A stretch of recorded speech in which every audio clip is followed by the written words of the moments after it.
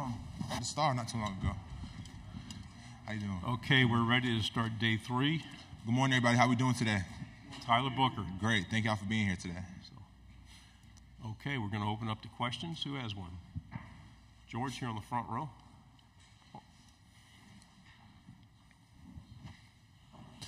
George T, KVTV here in Dallas. So I've heard that you were one of the most effective leaders during the staff transition with Coach DeBoer. And I wanted to know, what do you think helped stabilize a locker room during the period of change? Togetherness really helps stabilize the locker room in a period of change. And we definitely feel the tightest knit group is right now since my past 3 years of being here, just because we've been through an experience together. I'm not going to say a traumatic experience, but we've been through something together. So we can all look at each other, and no matter what we're going through, like, okay, this guy stayed when it was hard. This guy stayed when it was hard. And other guys have left because it was easy for them. But, like, we're looking at each other in the locker room like, okay, this is my brother. He stayed here for me. Front row here on the left. New Haven in the house. Yes, sir. Good morning, Tyler. Good morning. How are you? Good. AP Stedham, AP and Kelly, as we see at syndicated radio. Tyler, the offensive line, it's like a chorus line. So how do you stay in step together to improve? You know, last year where they had a lot of sacks, I know you're looking to improve on that point. Well, we've definitely been taking a lot of time to work on our pass protection individually, and we've been also taking a lot of sets together as well, because there was a lot of transition in the offensive line. People were moving around in different spots. So now that we have some guys playing next to each other, we got 3 returning starters, and we've really been focusing on working together, even without the coaches, on our free time, just because that's how bad we want to be great. That's how bad we want it. And while we did fall short when it came to pass protection last year, we're going to build upon our run game last year, because I feel like we had a very effective run game last year. Stay on the front row. Chase Goodrow with the Tuscaloosa News. Tyler, I kind of want to go back to your first question from George. In the coaching transition, right, the 3 guys that kind of pulled the locker room together were you and Jalen and Malachi. All 3 of y'all in your own individual position rooms lost guys, right? Malachi looks around, Caleb's gone. You look around, Caden Proctor's gone. Jalen looks around, Julian Sayen's gone. I mean, just walk me through those 72 hours where y'all, I assume, got together and said, we got to hold this thing down. Well, first of all, I'm the lucky one because I got my guy back. But those first 72 hours were crucial. We really banded together and said, hey, like, we're going to stay here, and we're going to win a national championship, because we haven't won a national championship yet. Malachi has one from his freshman year, but we want one, like, as our team. We want this to be our team. We want this to be our national championship. And we knew that we have the talent in-house to be able to do that. We were 7 points away from being a national championship. We can't lose sight of that. So we really just had to try our best to keep everybody here, but to everybody that left, we wish them the best of luck. Second row in the aisle. Eric Bailey with the Tulsa World. Oklahoma and Texas bring a storied rivalry to the SEC, but what can those fans expect out of other rivalries in the conference? Can you tell me a little bit about the Iron Bowl, and what can those fans see out of other rivalries in the SEC? Yes, they have a great rivalry, the Red River rivalry, but the SEC has some great ones as well. You have the Iron Bowl, of course, us playing Tennessee. You have the Egg Bowl with Ole Miss and Mississippi State. So this is a conference built off of tradition, and we're blessed to have 2 storied programs in this conference to really make it better. Left side, second row. Cam Durr, WAFF 48 in Huntsville. Kind of a fun question for you. You know, the Olympics are coming up. I was just wondering, if you were to be an Olympian and you were on an Olympic team, which team do you think you would be a part of, or what sport would you play? I would do track and I would throw. So actually, up until the 8th grade, I threw shot put, discus, and javelin.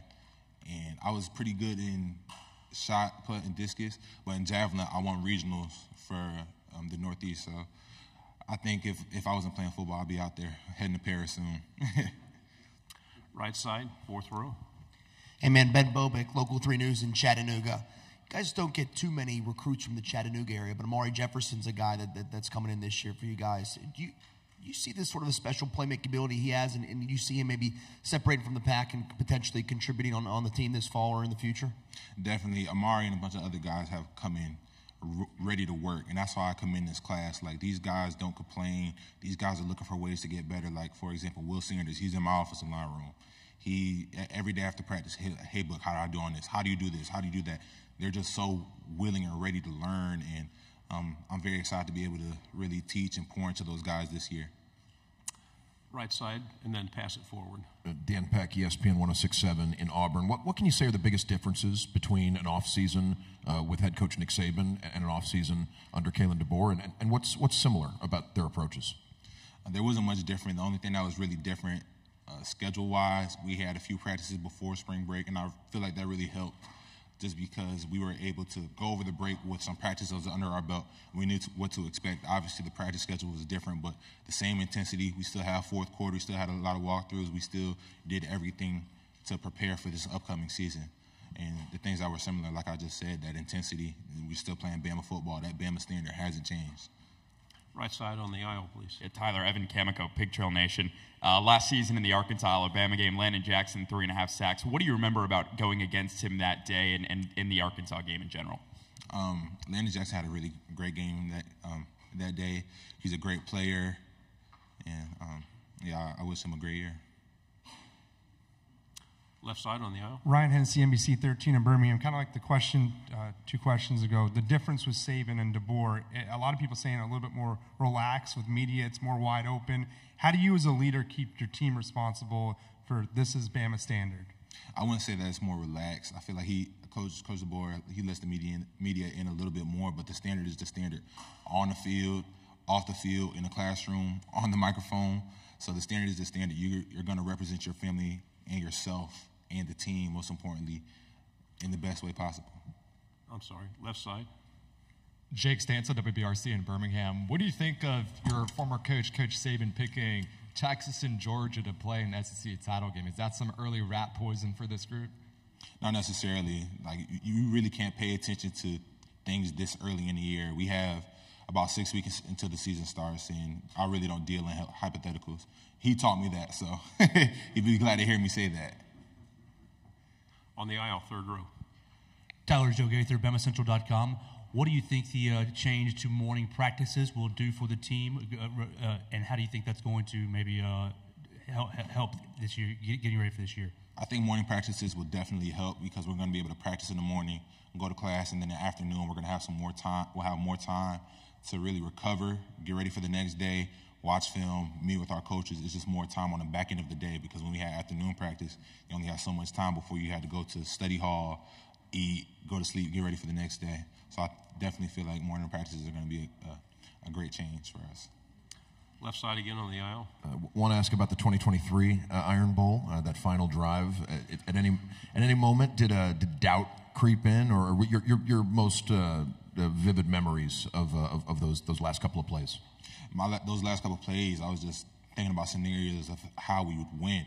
Like, doubt never creeped into my mind, and I think that's just the way that I'm wired. Like, I feel like as long as there's time on that clock, we have a chance to win. It doesn't matter what's going on. And if you let doubt creep in your mind, you're not a real competitor. You're not a true competitor. You have to believe in yourself before anybody else believes in you. So as a leader on that offense, I had to believe the whole time because if a guy seeing me with my head down, pouting, talking about like, oh man, we lost the game, what is that going to do to everyone else? So that whole time, I'm thinking of ways we can win this game, how I can perform, and how I can do my job to the best ability to help my team win. Left side, front row.